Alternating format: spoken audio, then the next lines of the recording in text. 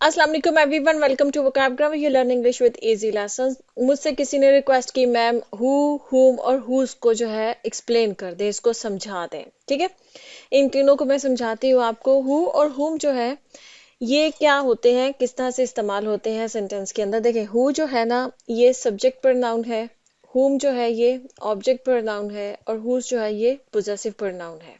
ये क्या होते हैं आपको एक्सप्लेन करती हूँ। अब ये जो तीनों है ना, इनके दो इस्तेमाल होते हैं। एक तो होता है कि आप क्वेश्चन पूछने के लिए किसी भी चीज के बारे में, ठीक है, उनके लिए भी सवाल, जो सवालिया जुमले जिसको इंटेरोगेटिव सेंटेंसेस बोलते हैं, क्वेश्चन पूछने के लिए भी इस्तेमाल किया जाता है इनको। और इन तीनों का एक दूसरा इस्तेमाल है जिसको रिलेटिव प्रोनाउंस का इस्तेमाल कहते हैं। ठीक है, आप परेशान मत होइएगा, मैं भी आपको समझाती हूँ। अभी जैसे मैंने आपको बताया कि हु जो है वो सब्जेक्ट प्रोनाउन है, हुम जो है वो ऑब्जेक्ट प्रोनाउन है, हुज जो है वो पोजेसिव प्रोनाउन है। परेशान नहीं होना आपने। अभी जो मैं आपको आगे एक्सप्लेन करूंगी सेंटेंसेस के साथ, आपको समझ में आ जाएगा कि इनका क्या मतलब है, ये क्या मकसद है इसका। ठीक है, तो जहन में रख लें कि ये तीनों जो है ना, ये क्वेश्चन सवाल पूछने के लिए भी इस्तेमाल होते हैं और ये रिलेटिव प्रोनाउन के तौर पर भी सेंटेंस के अंदर इस्तेमाल होते हैं। कैसे इस्तेमाल होते हैं वो मैं अभी आपको बताती हूँ। हु जो है, देखें, हम सबको मालूम है कि हम हु को इस्तेमाल करते हैं कौन के मीनिंग में। ठीक है, कौन के, कि जब आपने रेफर करना होता है किसी सब्जेक्ट को किसी सेंटेंस के अंदर। हु हमेशा सेंटेंस के अंदर सब्जेक्ट को रिप्लेस करता है। सब्जेक्ट के बारे में जो ना, उसके बारे में बात कर रहा होता है। सब्जेक्ट क्या होता है किसी सेंटेंस के अंदर, या तो वो नाउन होता है या वो प्रोनाउन होता है। और सब्जेक्ट हम किसको कहेंगे? सब्जेक्ट हम उस नाउन या प्रोनाउन को कहेंगे जो कि एक्शन जो है वो उस सेंटेंस के अंदर जो काम हो रहा है, जो एक्शन हो रहा है, उस काम को करने वाला, उस एक्शन को परफॉर्म करने वाला जो नाउन या प्रोनाउन होता है उसको हम सब्जेक्ट कहते हैं। और जब हमने उस सब्जेक्ट को ही रिप्लेस करना होता है तो हम हु का इस्तेमाल करते हैं। सेंटेंस अभी आपको बताती हूँ मैं। Who is going to the party. Party में कौन जा रहा है? कोई इंसान जाएगा ना, वो नाउन होगा या प्रोनाउन होगा। ठीक है, उसने पार्टी में जाना है, किसी ने, किसी भी इंसान ने। तो एक्शन क्या इस सेंटेंस के अंदर होना है? पार्टी में जाने वाला एक्शन होना है। और जिसने वो परफॉर्म करना है उसके बारे में चूंकि सवाल हो रहा है तो हम हु बोल रहे हैं यहाँ पे। आप इसको इतनी डिटेल में ना, सिर्फ ये मैं डिटेल इसलिए समझा रही क्योंकि फिर आपको होम नहीं समझ में आएगा जब हम उसको एज ए रिलेटिव प्रोनाउन इस्तेमाल करेंगे। अभी सिर्फ आप इसको इतना सा समझ लीजिए कि सिंपल सेंटेंस है, सवाल पूछना है कौन पार्टी में जा रहा है, तो हु इस्तेमाल कर लिया हमने। Who ate the last piece of cake. किसने जो आखिरी पीस पड़ा हुआ था केक का फ्रिज के अंदर, वो किसने खाया? ठीक है, कौन, किसने, इन मीनिंग में जब हमने सवाल पूछने होते हैं तो हम हु इस्तेमाल करते हैं। जैसे कि हु ब्रोक माई लैपटॉप, मेरा लैपटॉप किसने तोड़ा। ठीक है, वहां पर किसने, कौन, इन मीनिंग में हम हु को इस्तेमाल करते हैं जब हमने सवाल पूछना होता है। कंफ्यूज ये तब करता है जब हम इसको रिलेटिव प्रोनाउन के तौर पे इस्तेमाल कर रहे होते हैं।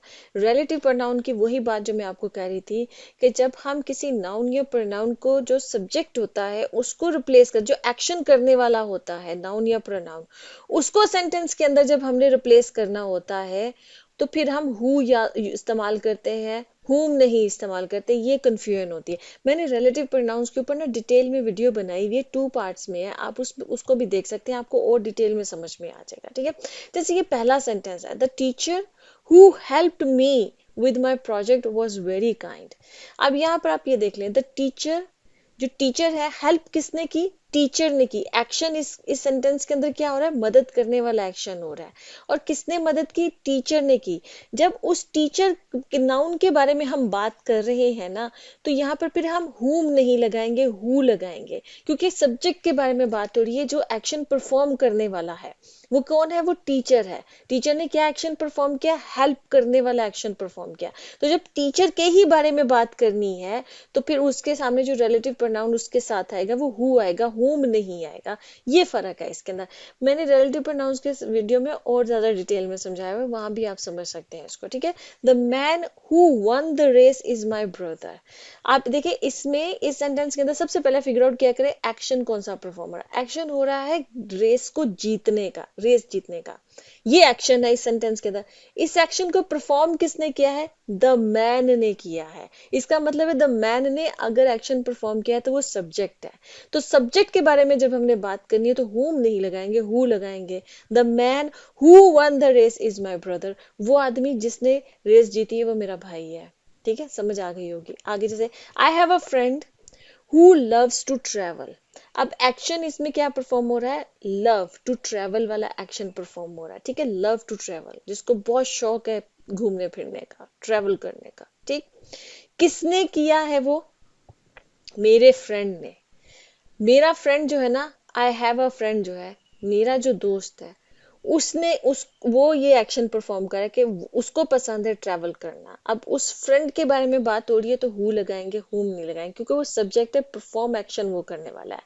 आपको हुम में जाकर ये ज्यादा क्लियर होगा जब वहां पे मैं आपको बताऊंगी कि इसलिए हम हु को सब्जेक्टिव प्रोनाउन कहते हैं, सब्जेक्ट प्रोनाउन कहते हैं। वो इसीलिए कहते हैं क्योंकि ये सेंटेंस में जब एज ए रिलेटिव प्रोनाउन इस्तेमाल हो रहा है तो सब्जेक्ट को रिप्लेस करता है। ये सब्जेक्ट के बारे में रिप्लेस नहीं करता, एक्चुअली उसके बारे में बात कर रहा होता है। ठीक है, अच्छा, नेक्स्ट आ जाते हैं जी हुम पे। अब हुम अभी मैंने आपको बोला हु की तरह हुम के भी दो ही इस्तेमाल है। एक तो है कि जो सवाल पूछना होता है, ठीक है, किसी किसी क्वेश्चन के पूछना होता है सवाल, और एक है रिलेटिव प्रोनाउन के तौर पे। ठीक है, अब जब सवाल पूछना है तो इसमें हुम को समझ लीजिए कि ये ऑब्जेक्ट के बारे में आ रहा है। जब आपने किसी ऑब्जेक्ट के बारे में क्वेश्चन पूछना है तो वहां पर हुम लगेगा, हु नहीं लगेगा। लोग बहुत कंफ्यूज करते हैं उसको। जिस सेंटेंस में हुम इस्तेमाल होना होता है वहां पर भी हु का इस्तेमाल कर लेते हैं। ठीक है, जैसे कि whom did you invite to the wedding.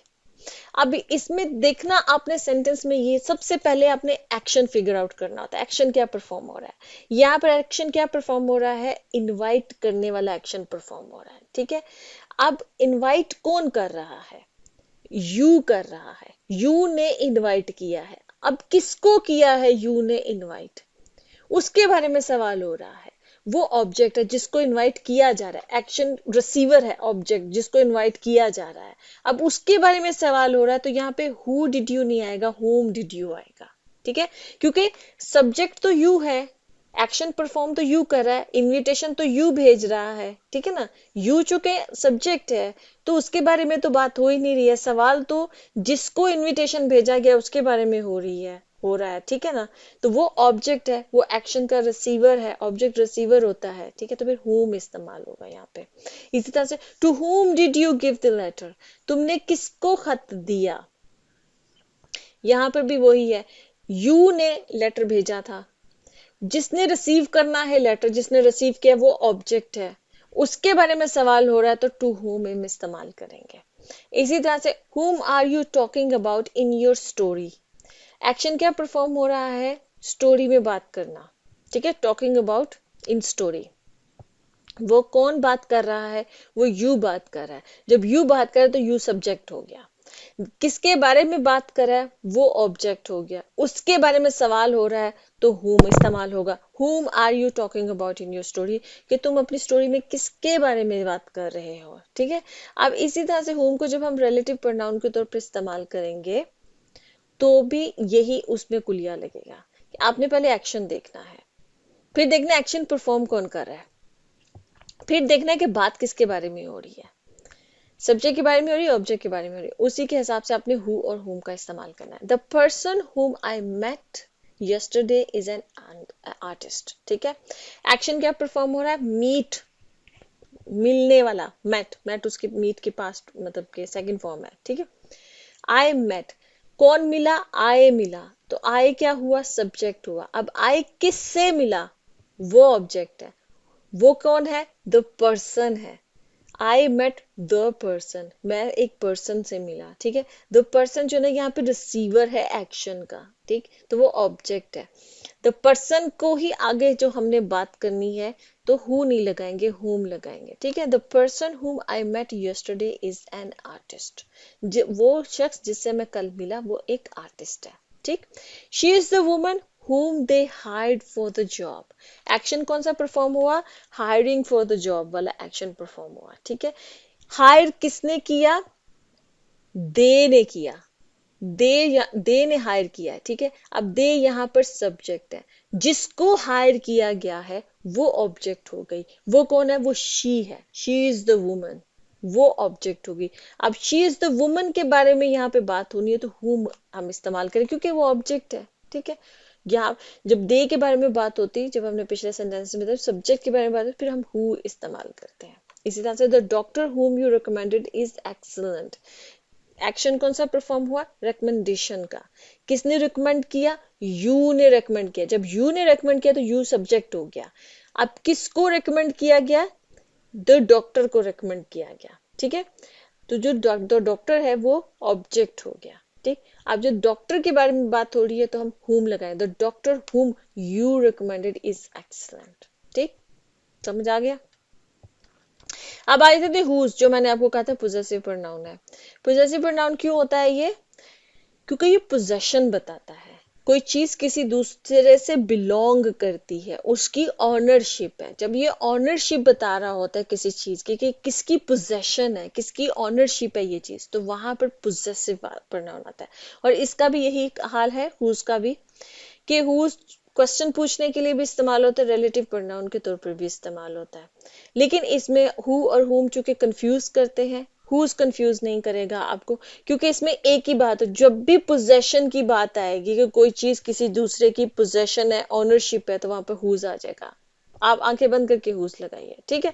जब भी पोजेशन की बात हो, वो क्वेश्चन के सेंटेंसेस हो, वो रिलेटिव प्रोनाउन के सेंटेंसेस हो, कुछ भी हो, किसी भी तरह के सेंटेंसेस हो। जैसे कि whose car is parked outside, किसकी कार खड़ी, पोजेशन है ना, कार किसी की पोजेशन है, किसी इंसान की, उसके बारे में सवाल करेंगे भाई किसकी कार है ये, ठीक है। हुज लगा दिया। हुज जैकेट इज दिस, किसकी जैकेट है ये, ठीक है। जैकेट किसकी पोजेशन है, पोजेशन बता रहे हैं, हुज लगा दिया। इसी तरह से whose idea was it to organise the event, किसका आइडिया था कि हम इस इवेंट को ऑर्गेनाइज करें, ठीक है। आइडिया भी पोजेशन है, किसी की पोजेशन, किसी के दिमाग की क्रिएशन है आइडिया, ठीक है। तो जिसकी क्रिएशन है उसकी पोजेशन है वो आइडिया, ठीक। तो हुज लगा दिया, ठीक। इसी तरह से रिलेटिव प्रोनाउन के अंदर भी इसी तरह से इस्तेमाल होगा। जब भी पोजेशन की बात, रिलेटिव प्रोनाउन में आंखें बंद करके हुज इस्तेमाल कीजिए, ठीक है। The man whose car was stolen reported it to the police, वो आदमी जिसकी कार चोरी होगी उसने रिपोर्ट किया पुलिस में, ठीक है। कार की पोजेशन की बात हो रही है कि वो आदमी जिसकी कार उसकी पोजेशन उस आदमी की, हुज लगा दी। या हुम का सब्जेक्ट और ऑब्जेक्ट का चक्कर ही कोई नहीं है, सिर्फ पोजेशन बतानी है, ठीक है। शी इज दी ऑथर, वो जो ना वो लेखक कहेंगे, हाँ मुसन्निफ उर्दू में बोलते हैं, ठीक है। शी इज दी ऑथर, वो मुसन्निफ है। Whose books have sold millions of copies, जिसकी किताबें जो है वो मिलियंस ऑफ कॉपीज में उसकी किताबें बिकी हैं। जिसकी किताबें पोजेशन है, हुज इस्तेमाल कर लिया। The girl whose cat went missing was very upset, वो लड़की जिसकी जो बिल्ली थी वो गुम हो गई तो वो बहुत ही अपसेट थी, बहुत परेशान थी, ठीक। उसकी कैट उसकी पोजीशन होगी, हुज कैट लगा दिया।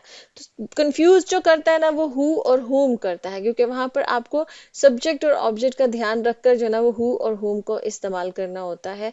तो वो कंफ्यूज करता है, उसको थोड़ा सा प्रैक्टिस कीजिएगा। हुज तो बहुत ही सिंपल है, हुज का मतलब है पोजेशन, ठीक। जब भी जिस तरह भी अंदाज में आपने बात करें, तो आई होप कि आपको ये लेसन क्लियर हो गया होगा। जो भी कंफ्यूजन है आपकी वो दूर हो गई होगी। ओके जी, अल्लाह हाफिज। ऐसी कोई और आपके जहन में है जो आप पूछना चाहते हैं तो आप मुझे नीचे कमेंट्स में पूछ सकते हैं। कोई भी आपको कंफ्यूज करता हो कॉन्सेप्ट आप पूछ सकते हैं, आपके लिए मैं लेसन्स बनाती जाऊंगी। ओके जी, अल्लाह हाफिज।